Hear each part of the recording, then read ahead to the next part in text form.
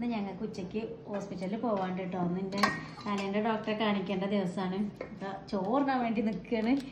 നമ്മളെ വീട്ടിലത്തെ വഴുതനങ്ങയും കോവയ്ക്കയും എല്ലാം കൂടിയിട്ടൊരു ഉപ്പേരിയാണ് കേട്ടോ. പയർ മാത്രം നമ്മൾ വാങ്ങിക്കൊണ്ടുവന്നതാണ്. പിന്നെ അമ്മേൻ്റെ വക ഉള്ളി, ചമ്മന്തി, ഉള്ളി, കാന്താരി, ഉപ്പ്.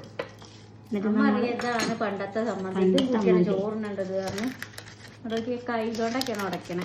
പിന്നെ ചമ്മന്തി പൊടി ഉണ്ട് കേട്ടോ. ഇതുണ്ടെങ്കിൽ പിന്നെ വേറൊന്നും വേണ്ട. അത് വേറെ നാളികേരവും പുളി, ഉലുവ എന്തൊക്കെ പല വക സാധനങ്ങളാണ് കേട്ടോ. ഇതും അമ്മേൻ്റെയാണ് കേട്ടോ. അതൊക്കെ ഒരു പാത്രം നിറയണ്ടേന്ന് കഴിഞ്ഞു. ഇത് നമ്മൾ വരുന്നവർക്ക് എല്ലാം കൊടുത്ത് ഞങ്ങളും കൂട്ടി കഴിഞ്ഞു കേട്ടോ. ദോശ ലേശം വെളിച്ചെണ്ണ വയ്ക്കട്ടോ. എന്നിട്ട് സൂപ്പർ സംഗതി.